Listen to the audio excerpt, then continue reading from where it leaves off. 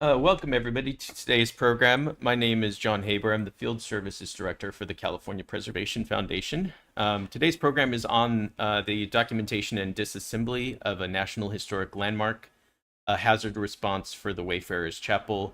We're very excited about our panel today, and we have the benefit of having a group of three speakers today, all from Architectural Resources Group.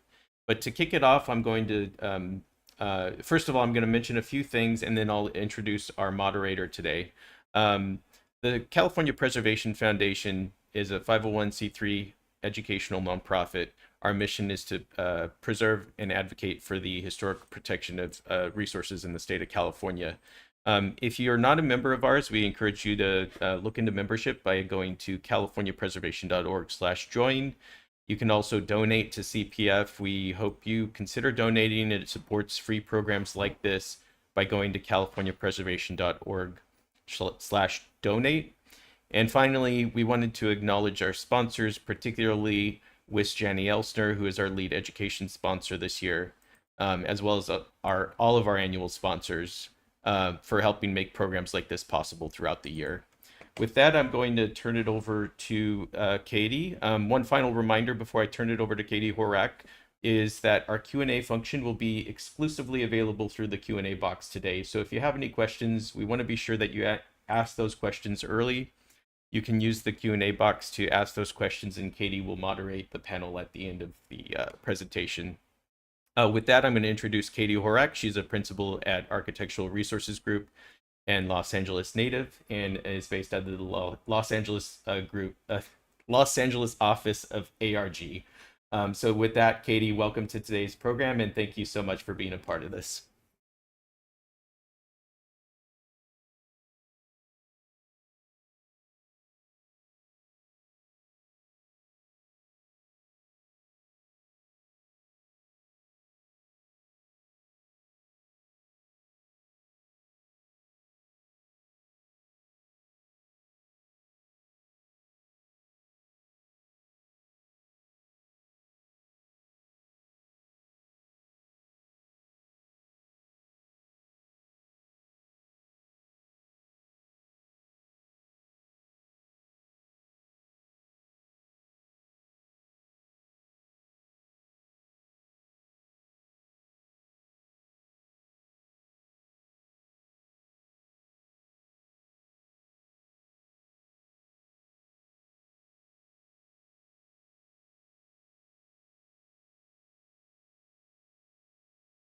Next slide. And our focus today is specifically on the disassembly of the building in response to damage caused by the Portuguese Bend landside complex. As many of you know, Wayfarers Chapel had just been listed as a National Historic Landmark in December of last year, and just as damage from land movement was beginning to accelerate. By May of this year, the landslide was estimated to be moving at a rate of 6 to 9 inches per week. So today we're going to talk about the history of the chapel, the NHL process, and then the methodology for and the process of disassembling the chapel under these highly unusual circumstances. So although at this point the chapel has been disassembled and moved to safer ground, we wanted to acknowledge that the landslide is still very much a continuing issue in the Rancho Palos Verdes community, with many, many homeowners continuing to be affected in truly devastating ways. And with the news this week and last week out of Asheville and the west coast of Florida, I think we're all reminded of the fragility of our coastal regions and how we in the preservation community are going to be faced more and more with questions of preparedness and response in the face of climate-related disasters. Next slide, please. So for today, our presenters include a couple of my ARG colleagues. In order of appearance, we have Evan St. Charles, Senior Associate and Architectural Historian at ARG. With a deep understanding of construction methods and materials, Evan leads most of our work on historic structure reports and historic tax credit certification projects. She was the primary author of the Wayfarers Chapel HSR and National Historic Landmark application, and her deep knowledge of the complex was instrumental in the disassembly process. After Evan, we'll have Liz McLean, who is a principal and architect at ARG. And Liz leads the architecture projects in our LA office and brings creative design solutions to our work from master planning to construction. She's currently leading our work on the Eames House master plan at the Norton Simon Museum and the Pasadena Conservatory of Music. Liz led the development of the disassembly methodology and oversaw the work to ensure it proceeded as planned, even with site conditions that changed every single day. We are representing a much larger team, and I wanted to acknowledge the rest of our partners on this project. The ARG team also included Sarah Devan, architectural conservator, Charlotte Mathai, designer, and Kate Whitney Sheb, our conservation intern. And of course, the team included our clients at Wayfarers Chapel, which includes Dan Burchett, Executive Director, and the entire Wayfarers Chapel Board of Directors. We all owe so much to the leadership and commitment of Wayfarers leadership to the preservation of the chapel. I'm sure that these are decisions that they never in a million years would have ever thought they would have been faced with, and they have handled it with decisiveness and grace, and we're truly grateful to them.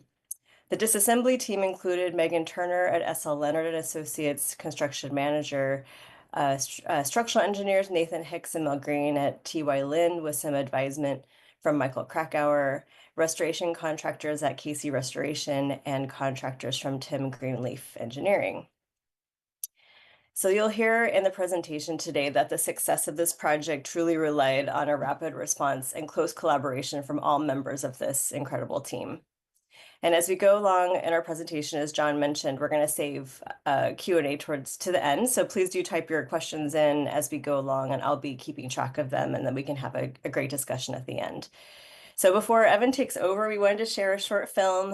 It's just 90 seconds, but it's just something to set the mood.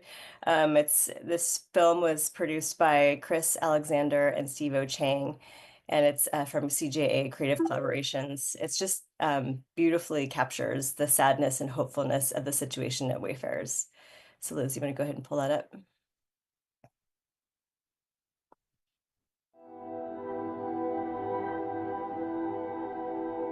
Frank Lloyd Wright Jr. is the architect of Wayfarers Chapel, located in Rancho Palos Verdes, California. He called it a tree chapel, and the thought behind that was that the structure should disappear to allow for a spiritual union with nature. I'm Dan Burchett, and I'm the executive director of Wayfarers Chapel, which is owned by the Swedenborgian Church. We invite every wayfaring person to take a journey of spiritual awakening.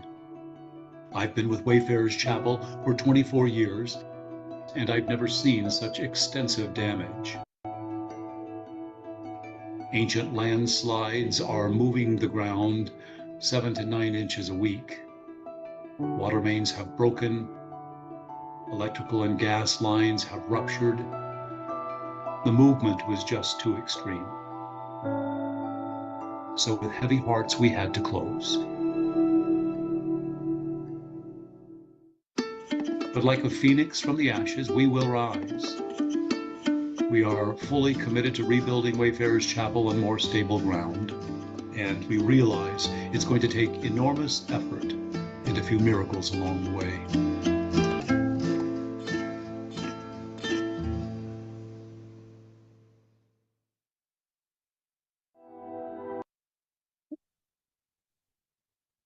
Okay, thank you. So Evan, why don't you go ahead? Thank you, Katie. So as Katie mentioned, I will be providing a history of the chapel and its kind of development, and then also talk a little bit about the NHL process. So a Wayfarers Chapel on the Rancho Palos Verdes Peninsula was first conceived by Elizabeth Sewall Schellenberg in the 1920s when she envisioned a small chapel overlooking the Pacific Ocean as a place for prayer and meditation. The chapel was intended to serve the traveling public, or the wayfarer, and would not have a congregation of its own. Schellenberg belonged to the Swedenborgian Church, a Protestant Christian denomination whose beliefs are based on the Bible and originate from the writings of 18th century scientist and philosopher Emanuel Swedenborg. In 1928, Elizabeth Schellenberg and her husband Francis met with Frank Vanderlip and his wife Narcissa Cox Vanderlip, fellow Swedenborgians from New York, to discuss the construction of a chapel. The Vanderlips agreed to donate 3.5 acres of prime coastal property under the condition that the National Church domination would raise the funds to build a sanctuary on the land. While plans for the chapel slowed during the Great Depression, the couples, along with other local Swedenborgians, formed a chapel planning committee.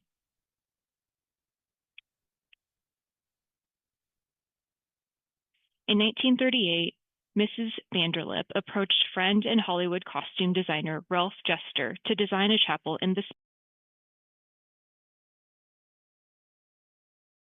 Palos Verdes and throughout Southern California in the 1920s and 30s.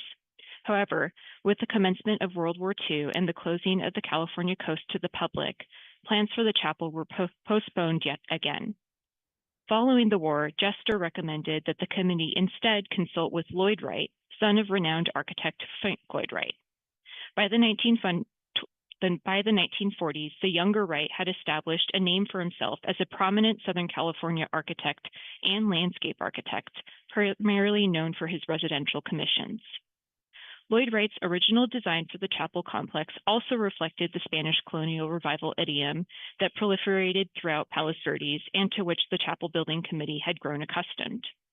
An early sketch of Wright's is shown on this slide. However, after receiving inspiration from a visit to the redwoods of Northern California in the late 1940s, Wright developed a new design for what he described as a tree chapel, which he believed embodied the Swedenborgian belief in the harmony between the natural and spiritual worlds.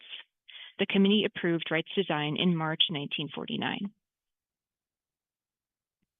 Between 1946 and 1959, Wright developed a series of conceptual sketches, architectural drawings, topographic studies, and grading, planting, and irrigation plans for the chapel complex. In response to the natural topography of the site, the chapel, bell tower, and colonnade and the original visitor center were arranged on an east-west axis along the crest of the bluff upon which the chapel would sit. The rest of the site sloped downward to the north, where Wright placed the parking lots and the entrance lawn.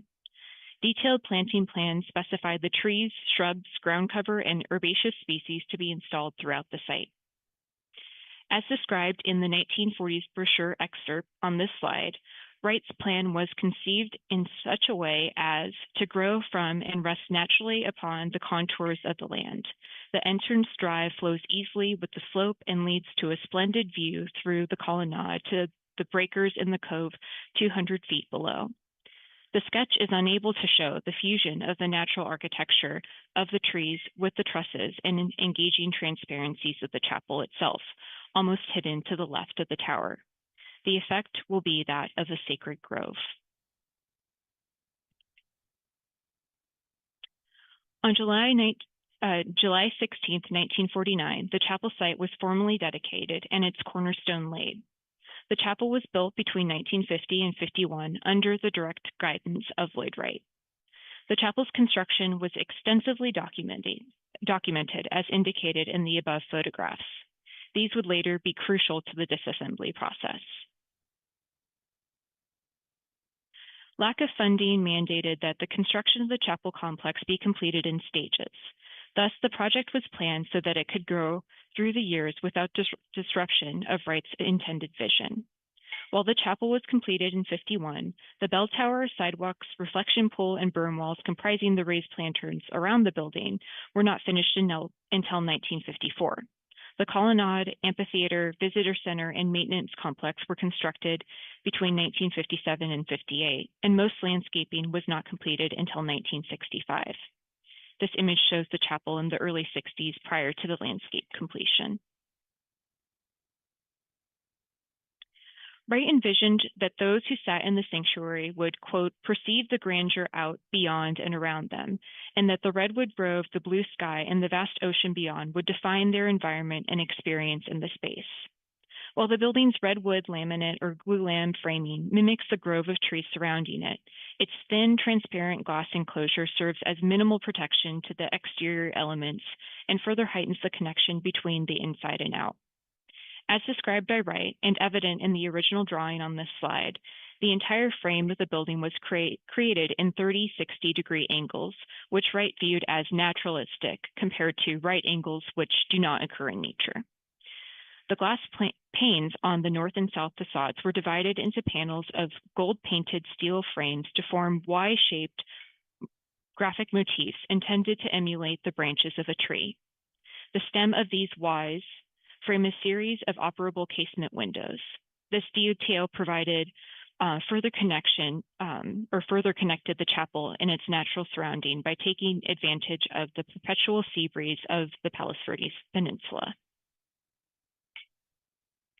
The chapel's organic design intent is further enhanced by Wright's siting of the complex on an outcrop overlooking the Abalone Cove and extensive landscaping, including its formal entrance alley of Italian stone pines, its large open lawn bordered by pines and providing a space for contemplation and relaxation within its natural setting, its grassy amphitheater, which acted as a gathering space where outdoor services may be held, and its original Palos Verdes stone and concrete walkways, retaining walls, and planters throughout the site. These landscape elements reinforce the chapel's intimate connection with its natural locale and distinguish Wayfarers from other recognized examples of post-war organic religious architecture and of modern ecclesiastical buildings in general. Following its completion, the chapel was included as the only religious building in the Museum of Modern Art's 1953 exhibit, Built in USA, Post-War Architecture. In a preface to the exhibit's catalog, Arthur Drexler, the highly influential curator and director of MoMA's Department of Architecture and Design, described the chapel as a, quote, successful departure from the conventional form. He goes on to define the chapel's unique qualities compared to Alvar Aalto's dormitory design for MIT, which was also included in the exhibition. Quote, where Aalto's expressionism is massive and sculptural, Lloyd-Wright's is linear and decorative, enclosing a volume with sharp outlines and angular planes of light. It may also be said that the emotional content of this building is suited to its purpose.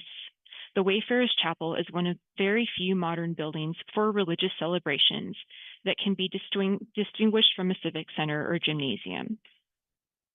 Wayfarers was also featured in the National Council of Churches' 1956 list of 18 Protestant churches cited for architectural excellence, and in a 1966 Arts and Architecture article on Lloyd-Wright, noted architectural historian Esther McCoy regarded it as, quote, one of the greatest churches in the century. The chapel was widely published in magazines and books, both in the US and abroad, and resulted in Lloyd-Wright receiving several subsequent ecclesiastical commissions.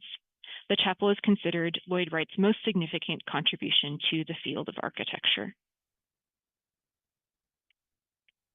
Prior to its disassembly, the overall design of the complex remained largely unchanged since its original development. While the buildings and landscape had undergone some changes, including in-kind material and plant replacement based on planting plans prepared by Lloyd-Wright's son, Eric, and the addition of a few secondary buildings along the periphery of the site, none of the alterations inhibited the ability of the chapel complex to communicate Lloyd-Wright's original design intent. Between 2015 and 16, ARG prepared a historic structures report to further the goal of preservation, stabilization, and appropriate maintenance of the chapel complex. ARG's scope included reviewing the chapel's extensive archival collection, including original drawings, specifications, and correspondence about the design and construction of the complex. In 2018, ARG began preparation of the Wayfarers Chapel National Historic Landmark application. The process for NHL designation represented a multi-year effort and included an extensive level of research, writing, and analysis, several rounds of review and coordination with NHL program staff and subject matter experts who peer-reviewed the nomination to ensure its quality, and presentations to the NHL Committee and National Park System Advisory Board.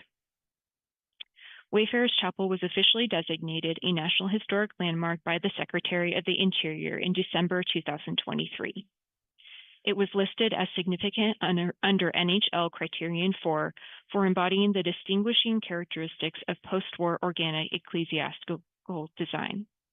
The chapel is an exceptional and unique example of modern organic religious complex with a significant design landscape. The period of significance is 1951 to 65, which encompasses the original development of the complex through the planting plans. Given our research for the HSR and NHL nomination, ARG has an extensive archive on the chapel and deep team knowledge of its construction. So when the Portuguese Bend landslide began moving at an alarming rate in late 2023, the Wayfarers leadership made the very difficult but necessary decision to move forward with disassembly and relocation. We were able to hit the ground running. Now I will hand it over to Liz, who oversaw the disassembly process. Thanks, Evan. So the Portuguese Bend landslide had been active for decades, and although the land did shift slightly from year to year, it was very slow moving until late 2023, like Evan mentioned, after the heavy rains contributed to its acceleration. Church leadership was just gearing up to begin their restoration project, and they began to notice increased damage at the chapel. Movement was presenting itself as cracked glass, and small fissures in the floor started to increase in width. One pane of glass even broke during the first press meeting on site announcing the chapel's disassembly. By early 2024, the chapel decided to close its doors to the public, and by March, it was clear that a team would need to mobilize immediately to save the chapel. During each visit, we saw increased buckling of the hardscape, and at the lower parking lot softer pavement shown on the right, it was rising and falling, similar to what local residents were seeing on Palos Verdes Drive below. And these two photos really portray the physical changes that we were seeing on site. The photo on the left is from 2019, and then the one on the right is from May of this year. You'll notice the shifted steps on the right and their relationship to the handrail that's remained generally in its original position. When board members visited the site and saw the extent of damage, they knew they had made the right decision to disassemble the building and salvage critical elements before it was too late. Many buildings can be lifted off their foundations, shored up, and moved in large segments. But due to the nature of the chapel's construction, which was comprised of these large redwood bents, steel and glass structure anchored into the Palos Verdes stone base, that wasn't possible. The chapel had to be disassembled much in the way it was assembled, one piece at a time. Thankfully, as Evan mentioned, we had the original construction documentation, original drawings and archival photographs, and we started to think of the chapel as a kit of parts to be taken apart in the reverse order of its original construction. So first, the infill materials would be removed. That's the glass, stucco, and roof tiles, followed by the steel window frames, and finally the redwood structure and the stone bases. In addition to the original drawings, we also had access to a 3D model provided by Wayfarers. All of these documents and our institutional knowledge of the site allowed us to very quickly produce disassembly drawings to guide the process. We had hoped to have about 3 months to research the original construction, prepare the disassembly set, but the geologist recommended that we begin disassembling in only about 4 weeks. So time was really critical. Our first step was to identify priority elements to be salvaged versus where we had more flexibility. The entire team was part of this discussion. There was the Wayfarers board with knowledge of the site and history of what had taken place over time, S.L. Leonard, the construction manager, ARG, and then KC Restoration, the specialty restoration contractor, and TGE, the demolition contractor. The priority area of work was, of course, the chapel, the bell tower, and colonnade, and we developed a table shown here on the right to determine priority elements based on a variety of factors. One of the first questions we asked was whether elements were original material and if they had historic significance.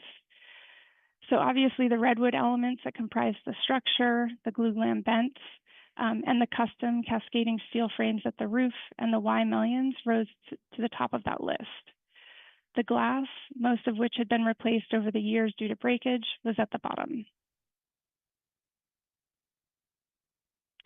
Next, we asked whether it was feasible to disassemble in the time we had available. The tiles and operable windows could obviously be removed very easily, and only small samples of the stucco were needed for future reference. From the onset, we knew that the stone berm walls required more investigation. KC Restoration had to test them to determine feasibility for removal, and luckily the stone was one of the most durable elements on site and also the last that has to be removed.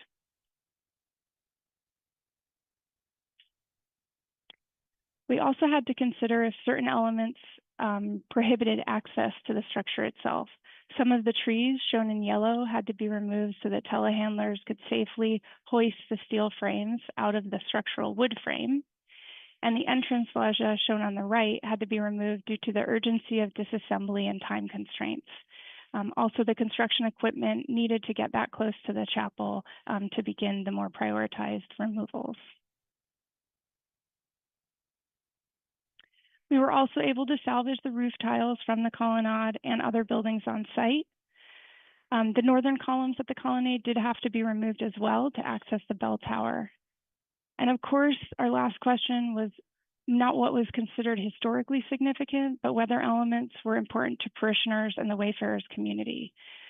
Examples of this are the memorial pavers and bricks inscribed with names commemorating various life moments, weddings, funerals, baptisms, and all of these memorial pavers have been salvaged, and the board plans to reinstall them at the future site.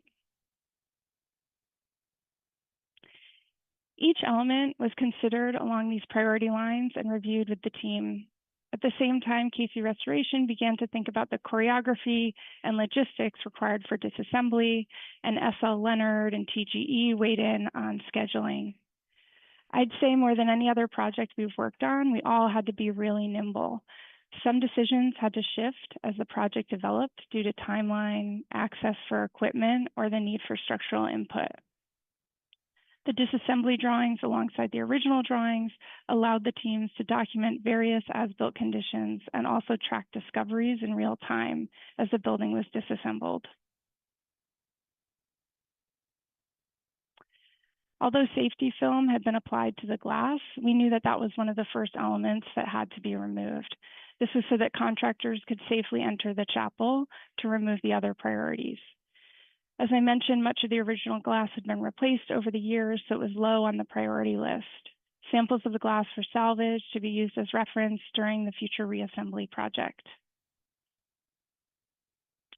After the glass was removed, we were able to get in and carefully unscrew and unbolt the operable windows and sashes and doors. KC Restoration did this very carefully, labeled them with their location information and stored them on site according to our conservators' recommendations. You can see all of the blue Celadon roof tiles on the right here, cleaned and placed in crates. Since the colonnade was in danger of collapsing, the roof structure and eventually the columns on the north side were removed for access to the bell tower. The contracting teams were now inside the chapel, beginning to remove the wood finishes and detaching the larger steel window frames that spanned the areas between the wood vents of the chapel.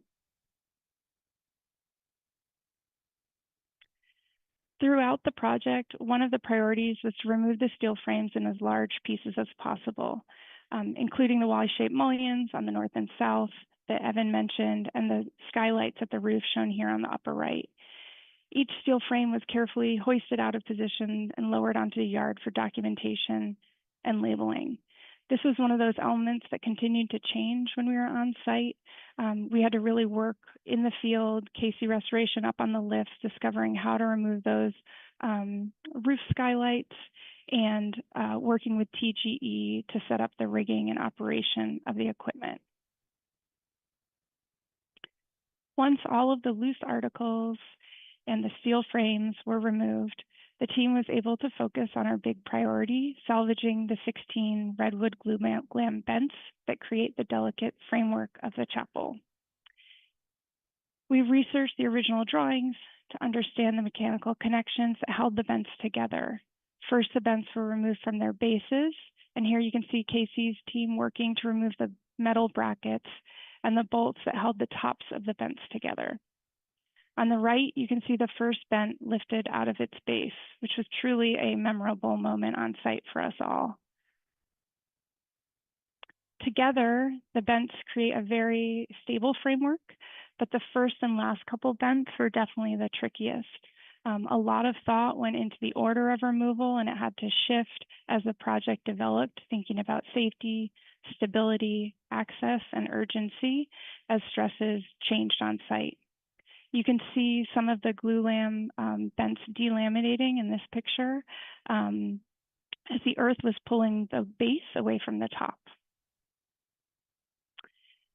The team reviewed this condition with our structural engineer, T.Y. Lin, with the goal of anticipating how the bents would move once they were unbolted at the bottom and also at the top. One of the bents actually kicked back up to a foot as it was unbolted, but the team was ready for this based on our review with the structural engineer. Casey Restoration made a model of the bents to also understand how they'd act in real life and to understand how they should be lifted out of the structure and onto their custom cradles. They carefully orchestrated the removal of the bents and incorporated their knowledge of boat building and rigging to inform the process of lifting and transporting them to their cradles. This series of events really required all hands on deck and was a creative game of tension as they were carefully removed and delivered to their custom cradles one by one.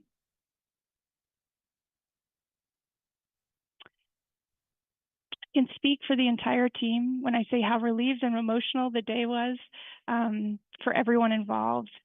It was one of those quiet moments on site when we all got to take a deep breath, and a testament to the entire team's creativity and collaboration to get to this final moment. When asking a member of Casey's team how it compared to other projects, they said it might not have been the most complicated constructability-wise, but was certainly one of the most creative for use of construction equipment. How to access the site, given that we weren't able to put 80-foot cranes on, and that we really had to determine how to pool the efforts and work with the tools we had in our tool belts to complete the disassembly. They rigged multiple telehandlers with straps to secure the vents and displayed impressive forethought and choreography. After the chapel structural elements were safely disassembled, we were able to take a closer look at the bell tower. These are images of a laser scan, and if you haven't seen one before or know much about it, laser scanning is a really useful tool to document not just original or fair conditions of a site, but also changes over time as natural disasters may occur. We're seeing that natural disasters and the impacts of climate change are beginning to affect more and more of our project sites, whether that be flood or sea level rising, severity of storms, wildfires, or even pollution. One benefit of a laser scan is that it captures not just the exterior, but potentially important interior elements of the site. The team can use this information moving forward to understand the layout of stones on the floor and berm walls, as well as the overall relationship of salvaged elements. It's really a priceless resource for our team and for the future reassembly. We were also able to use the laser scan to analyze how movement over time was affecting the tower. We wanted to understand if and how quickly the tower was shifting. This slide shows two laser scans, the one on the left from November of 2023, the one on the right from April 2024. We could see that the tower had shifted about 4 inches in this time span, luckily away from the chapel. Upon investigation and entering the tower, we could see that cracks on the interior and exterior were starting to present themselves at the bell tower itself. Given this movement and the uncertainty of how much it would continue to accelerate, the decision was made to salvage as much of the bell tower as we could while it was still safe to access.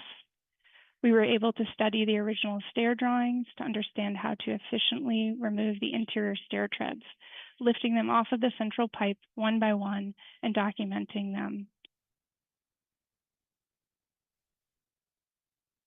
It was not safe enough at that point to install scaffolding around the tower, but the stone reachable from the ground could be salvaged. Before the bell tower was removed, we were able to salvage the cross, the roof tiles, and then the team used a telehandler to carefully lower the bells to the ground, shown here.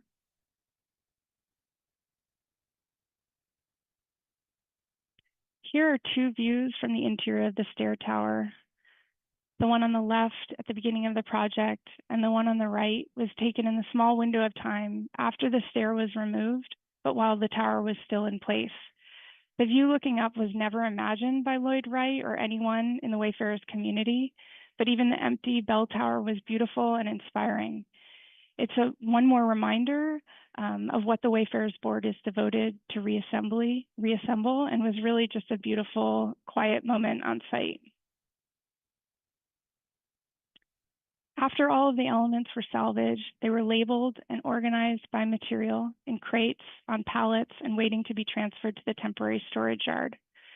Wayfarers Chapel is significant to so many people that love the site for its architecture, the beautiful views, and the memorable life events that occurred there. This project was unprecedented for everyone on the team, and in so many ways, it really was the speed of the land movement that drove the urgencies to get this building down. For our team, the disassembly process was filled with countless humbling and bittersweet moments on site. We're so proud to have been part of this really creative and collaborative team that successfully and safely disassembled the tangible elements of the site, offering the Wayfarers community the opportunity to rebuild in the future. And we look forward to its reassembly and the opportunity to once again gather at the Wayfarers Chapel. Thank you.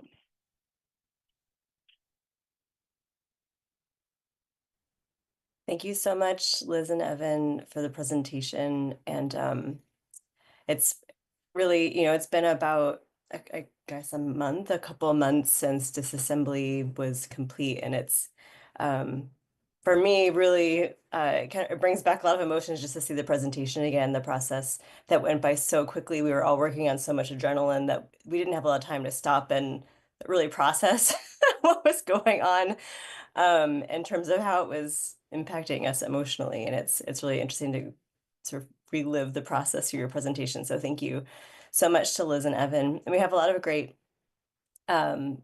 questions coming in. So I will try to get through everybody's questions. And I have a couple questions of my own at the end if there's still a little bit of time. The first couple questions we had were related to the memorial bricks, which Liz, you answered in your presentation. So they were carefully salvaged and they have been palletized in a safe and secure way and are awaiting their reinstallation once a new site is selected. So a question for Liz, do you have or did you at the time during disassembly have any concern about the heavy equipment on the fragile terrain? Yeah, I mean, ideally, I think we would have used much different equipment. I think KC Restoration and TGE would have had larger cranes on site, larger equipment. But even accessing the site itself, you saw some of the images of the parking lot The lower parking lot really moved a lot, even more than our priority area. It was right along one of the lines where they were seeing big shifts. The geologist was looking at it, each week with the city and the Wayfarers board. So even getting equipment on site was challenging. We had to regrade the site just to get trucks up to the chapel area. So it was definitely a concern. We thought about maybe even trying to access some of the building elements from below.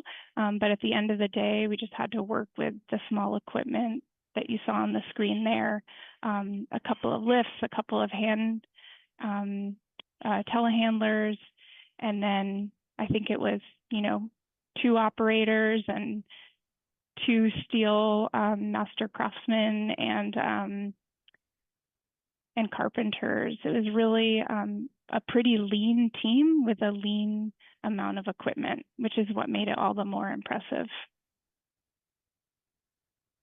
And I think also related to the disassembly of the materials, how did you deal with the dry rot at the ends of the vents? That's a good question. So there's a lot of termite damage when the first bench was removed from its base.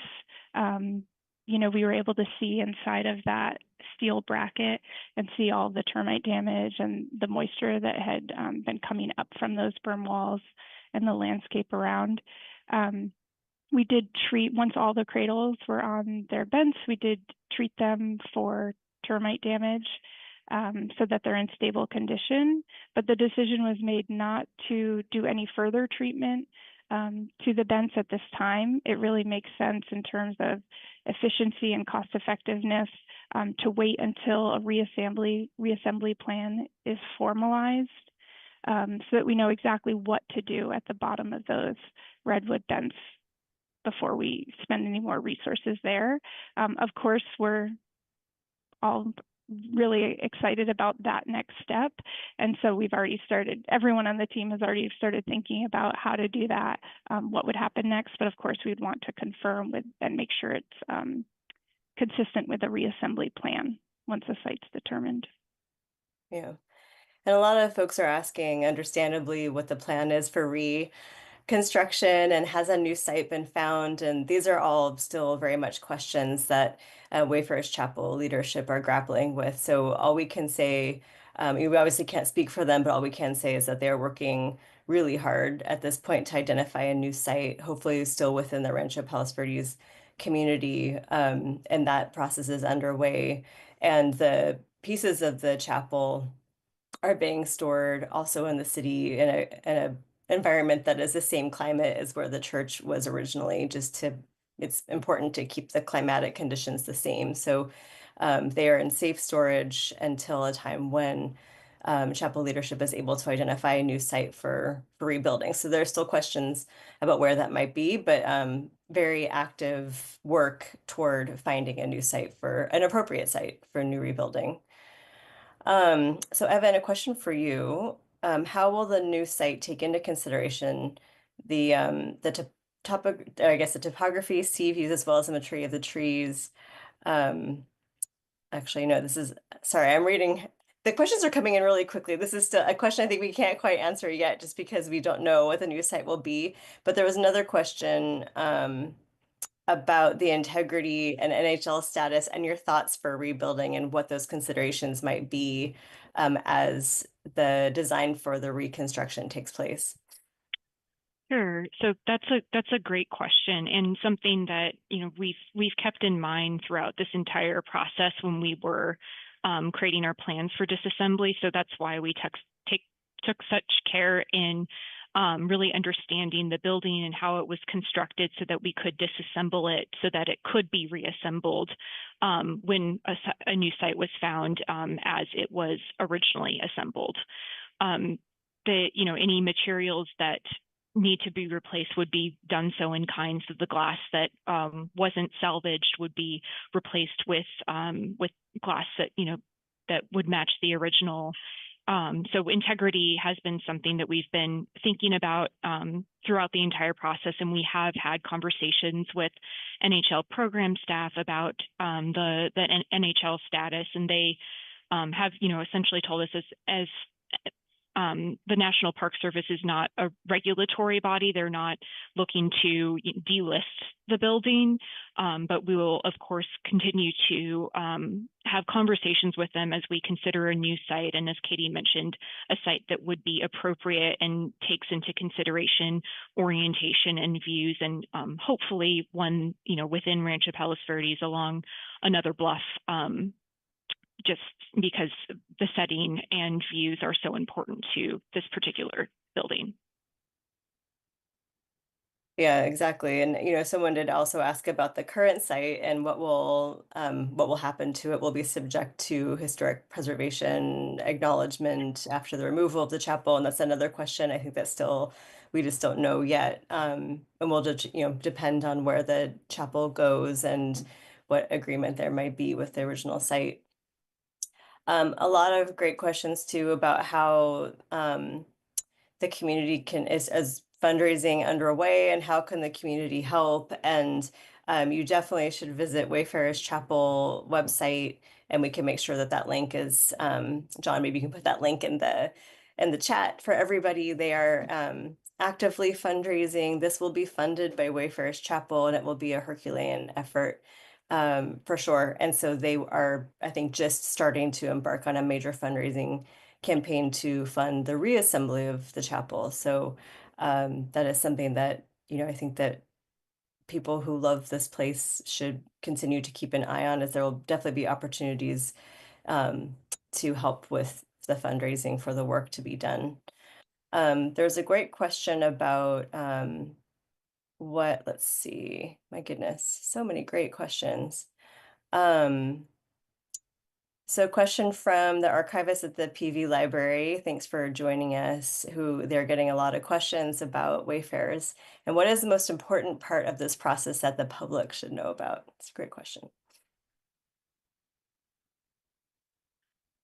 I can kind of maybe start, Liz, and then if you have anything to add, but I would say that the care that was taken into, really thinking about before disassembling how that process would look, and that it was a truly collaborative effort that involved all, voices that were kind of important in understanding as we embarked upon the process, and that, it was a very difficult decision. It wasn't something that anybody wanted, but we knew was kind of necessary for there to be any chance to save the building and to potentially or to rebuild at a future date. Yeah, I think that's spot on, Evan. And one of the moments on site, and the image I showed of the stairs and the difference in the stairs compared to the railing, on that same day, the board came down to visit, and some of the board members, were not local and hadn't seen some of the really accelerated damage in a couple months. But even in the span of a couple months between late 2023 and early 2024, I think, being removed from the site was easy to say, oh, there must be another solution. There must be something else we can do. And when they arrived at the site, they were, their jaws just dropped.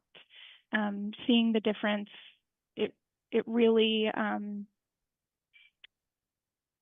solidified the validity of that decision, I think, for them. And so I think that's what's been hard for the public, is not having access to the site to see it in person. We know a lot of community members are experiencing this in their own homes and in their own communities at the local level. So I think there is a lot of awareness locally. But I think just that understanding and acknowledgement that care was really taken to do this as carefully as possible to allow for the most, as much historic fabric to be retained as possible. And how long did the disassembly process take from day one to completion? Well, I think it was about 4 weeks that it took. I think it was about a week before we started drafting our disassembly set and our matrix and, the teams working on logistics planning, that all happened just right off the bat. I think everything was just labeled draft throughout the process because it was always a working draft, right? It was changing every day. But I think it took about 4 weeks until we had the final draft, I guess, and before the first wood bent came down. So that was one stage, and then that was the very end of May. But the bents came down really in the course of maybe 2 weeks max. And then the elements, have now been transferred to a temporary storage yard. That took a little bit longer. There was a little bit of downtime, time to think about the bell tower and other lower, the other elements on site that were lower priority. And that all happened in early August. So most of the work happened within the first 2 months, I'd say. Yeah. And we've focused a lot of our discussion, this presentation, on the chapel, the structural elements of the bends and the steel. We talked a little bit about the bell tower, and there were some questions about, okay, so what happened to the bell tower and other site elements like the stone that we see in this image, the berm walls and the fountain, which are all obviously also very important to the design of this place. I'm wondering, Liz, if you can talk a little bit just about the stone of the bell tower. You talked a little bit about how the stone that could be reached from the ground was salvaged, but that because scaffolding couldn't be used, the whole bell tower could not be safely disassembled in the way that we were disassembling everything else. So maybe talk a little bit about the stone. Yeah, so those elements of the bell tower that could be saved were and stored with the rest of the salvaged elements. But the stone, the tower, because it was just unsafe and we were seeing movement, we did decide to remove that. We had hoped to panelize the stone to take large pieces out in sections, but just due to the dangers on site and the stability of the ground, and that wasn't possible. Luckily, the team was able to do testing for stone removals. We first thought maybe we had heard that maybe the grout was too hard to remove the stone one by one. But it turns out it's actually quite doable. And so that was really good news. And because of the way the berm walls were poured, they were kind of they were placed into forms and then backfilled with concrete right against the earth. And so that's how you can see the face of the stone in this image on the base of the berm wall. Those elements remain on site, but the goal and plan is to salvage them. They just were lower on the priority list because of their durability. Number one, they're meant to be out in the elements, and they were down at ground level. So the board does still plan to salvage those elements. And luckily we have the laser scan to document the exact layout of these stones as well. It captured not just, the interior areas, but also the exterior. And it's a great tool that we can use, to measure relationships and to zoom in and see exactly how things were located. And regarding the 3D documentation, we did not create that, ARG did not create it, but what do we know what software was used in the creation of the documentation? I'm not sure exactly which tool. There are lots of tools out there. ILIG was the one that provided the Wayfarers team with that scan. I know there are LiDAR scans that have come down in price, I believe, and 360 like Matterport scans, but they're really useful tools. The more refined laser scanners can capture the exterior elements at a high quality. Some of the older, less sophisticated laser scanners don't work outside when there's too much sunlight. Obviously, the lasers can't, hit the right materials. But I don't know the exact exact one. What was amazing is that they had 3 too. I mean, that was pretty unique to have 3 different laser scans, and really the comparison between them was what was so incredibly useful to us. Originally, when looking at the bell tower, of course, you're monitoring the cracks visually from the exterior, going up into the tower and looking at them on the inside with the structural engineers. We thought about positioning geolocators so that we could see if it was shifting in real time at one point, but it was just determined, based on the movement we saw in that short amount of time, it wasn't going to give us enough time to react should things start to accelerate quicker. Yeah. So it was really a safety thing.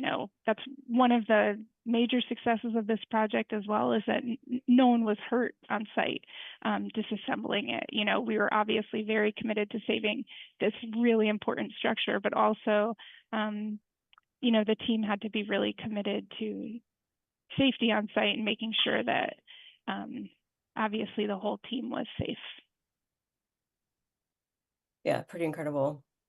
There are some questions just about Wayfarers Chapel leadership and whether or not parishioners have found a new place to worship once this building has been disassembled. And they are still holding services at St. Francis Episcopal Church. So I would encourage everybody with questions just about Wayfarers Chapel and the organization to visit the website, and that is wayfarerschapel.org.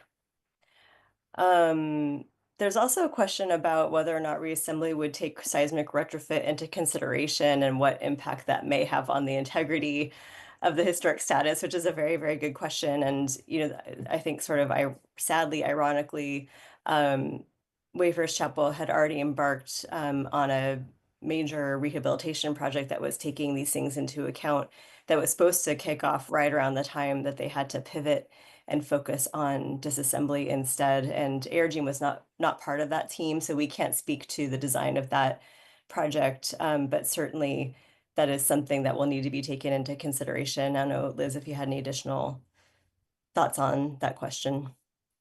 No, I think the goal for our team was to offer as much possibility to reuse those existing steel elements as possible. So, for instance, the skylights at the roof, the steel frames for the glass up there that was kind of cascading from the ridge, we knew that had to come down to access the redwood vents, but we wanted to take them down in as large a pieces as possible so that if there is the opportunity to reuse those and support them in other ways rather than full replacement of those members, that would be ideal. So that's what we advise, and it turns out, it schedule-wise, it was kind of comparable whether they were removed. You really had to take them down in one piece at the end of the day. So luckily, we're able to keep those elements and then determine the path forward moving, and have all our options open for consideration. But the goal would be maybe there are ways to strengthen it and keep those members that are maybe not meeting current code, but using historic building code to supplement them. And there was another question about the 3D documentation of whether or not there are any plans to create an augmented reality experience to visualize the connection between the existing landscape and the chapel. And I think, we can't speak to whether or not that is going to happen, but certainly an excellent idea for how to document places like this, so that the experience can still be had in an augmented reality experience, even if the environment has to change. And I think that's something that could be created with the existing documentation that was collected, if the desire was there. Oh my goodness, so many great questions. I think we are nearing the end of the questions. There are a couple that are related to questions that have already been answered. There's a question about the National Park Service and whether or not they were involved in this process. I think, Evan, you answered that while there was consultation from the team. I apologize if I've missed anybody's questions. There are also questions, sorry. So many great questions. Also questions about whether or not Eric writes visitor center would be reconstructed. And again, those are questions that we just can't answer quite yet since the reconstruction and design process hasn't started yet. The stone itself, someone asked where the stone was quarried, and the stone on site is all local Verdes stone, which was quarried on site. Now, I don't know, Evan, if you had found anything more specific than that in your research during that. No, yeah, I don't think we know the specific quarry, but it is all local to Palos Verdes. Okay. And someone asked for reconstruction, can the same stone be located to match the original? That is the hope. And Liz, you might have more information. We have a conservator who has also weighed in on this, but Liz, go ahead. Yeah, I believe the local quarries that were used for this Palos Verdes stone are no longer. I think they've run out of stone, but luckily, given these tests we did, we are able to salvage what is reachable from the ground for sure. There are also smaller pieces of Palos Verdes stone that were stacked around the site as low garden walls, and some of the other buildings that also had to be removed just due to danger of collapse had some Palos Verdes stone incorporated into their facades as well. So all of that stone, anything that was possible to salvage, was stacked and palletized for reuse. So I think between those two areas, we'll have quite a bit to reuse, but probably need to also look for something that's comparable moving forward. Yeah. Okay. I think we're just about at time, and we have a really good question from an attendee that is a good wrap-up question. So I will ask this last question. I apologize to anyone whose question I didn't get to. I apologize for that. There were so many great questions and great engagement from all of you, and we're really thankful for that. So for our last question, what was the most unexpected find from the dismantling process? What's the thing that you tell your friends after the experience? Quote, what was really weird, we found ... I think some of the discoveries that KC made when they were up on the lift looking at the ridge, things were built a little bit differently than the historic drawings showed. So it kind of just informed the disassembly process, knowing that we had to cut things in a different way than we had originally imagined. Also, there were some, right at kind of the elbow of the vents, there were some wood plugs that in the drawings appeared to look like they were for some proposed window washing systems. So it was really exciting to kind of hear from KC and TGE when they're up there on the lifts removing those plugs and kind of discovering what was found underneath. And it was really those were the mechanical fasteners that were holding the vents together at that junction. So that was a pretty interesting site, interesting find. Just really understanding how the drawings differed from the actual construction. And Evan, how about you?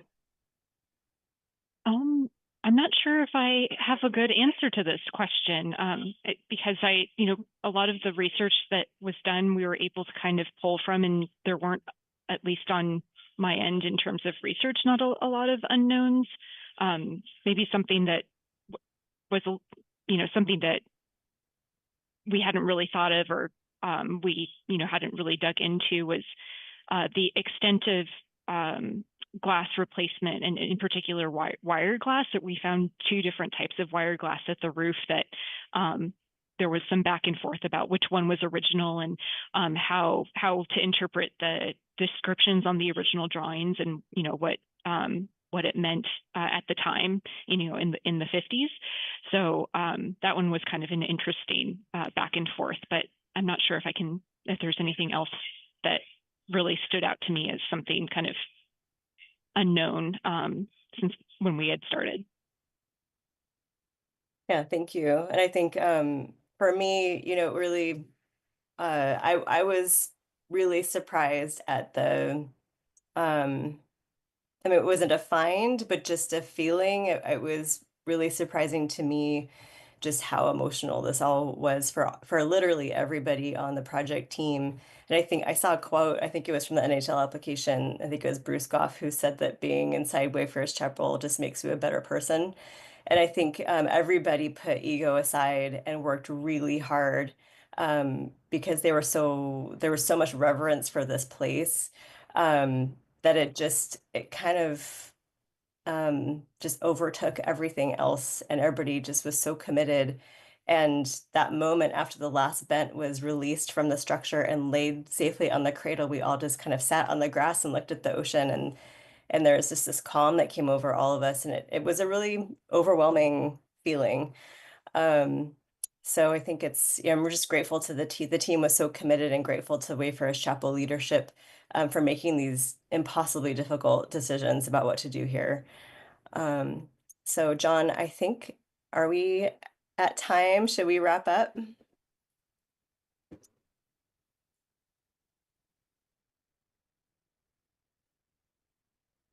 Oh, we can't hear you, John.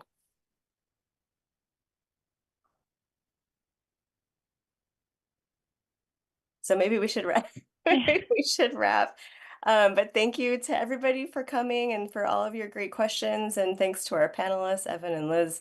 And John, if there's any wrapping remarks you wanted to make, maybe you can make them in the chat. Fleet Week must be noisy.